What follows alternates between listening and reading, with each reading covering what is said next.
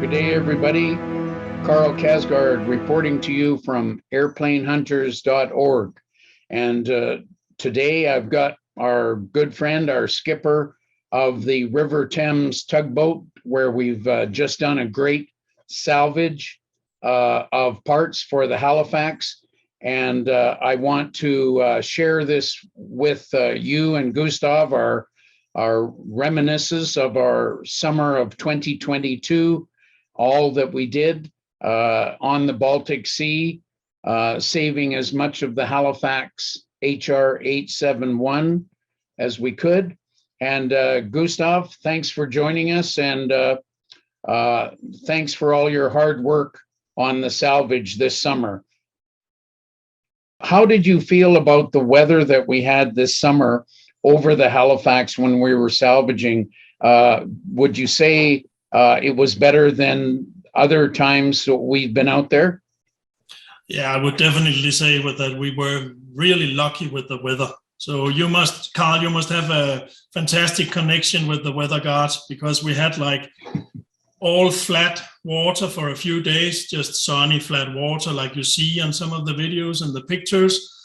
And that meant that we could just stay out on the water and work all day, take some long days of working and diving, and then we could just sleep out there on the water and then get started early the next morning. We didn't have to spend time on the trip to the port and back from the port to the wreck site again. So yeah, that was fantastic. That's right. And you know, people don't really think about the logistics of getting a big 17-meter tugboat out to a site. You have to go from the port. You have to go at the rip snorting speed of 6 knots, and it's 2 hours commute out and 2 hours commute back every day. So we were actually lucky with that good weather, because then we could anchor overnight right over top of the Halifax, and then, as you say, get started in the morning after breakfast. Yeah, exactly. And the good weather also means that down in the water you have slightly better visibility, because the water is more still, and that's also much more easier to work.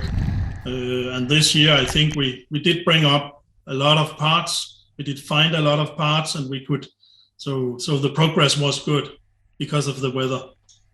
Sure. The main components that Scott Knox needs for his rebuild of the Halifax wing are flaps and intermediate wing.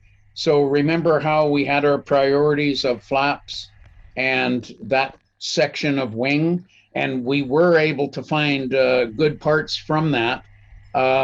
You were involved in setting up the equipment to lift the flaps, and I'm really glad that you guys decided to put a lifting rack underneath the flaps when you brought them up, because when we opened up the flaps to prepare them, you know, for conservation, for saving them in the swimming pool, inside the flaps was all of this sand and mud between the ribs. And that made it, well, I'm sure that it was, 100 kilograms, something like that. Were you down there when you put it on the lifting rack and brought it up? I was not there when the flaps were attached to the lifting rack, but I was taking part in constructing the racks there. And I'm sure that if we had not put the flaps on the racks when we lifted, they would have completely broken apart when we got them out of the water. You can lift them in the water because the water will help carrying, but when you get it up in the air and there's some movement and you have to hoist it on board, they would have broken into many pieces. Yeah. Sure. And you know what I've done over the years is I've watched other aircraft recoveries out of water, is that last foot underwater and the first 3 feet, the first 1 meter above the water level, that's when you can rip an airplane or a structure apart. Yeah. If it's full of sand and mud, it just weighs so much. As soon as it comes out of the water, you're just asking for trouble.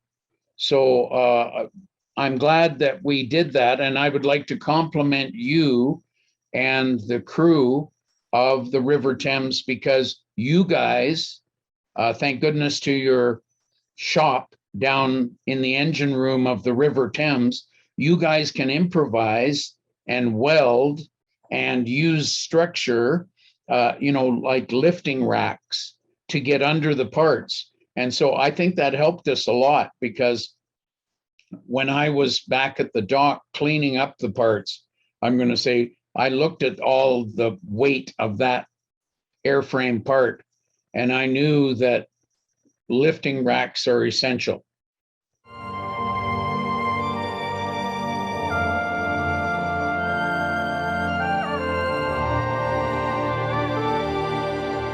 We'll be right back on airplanehunters.org.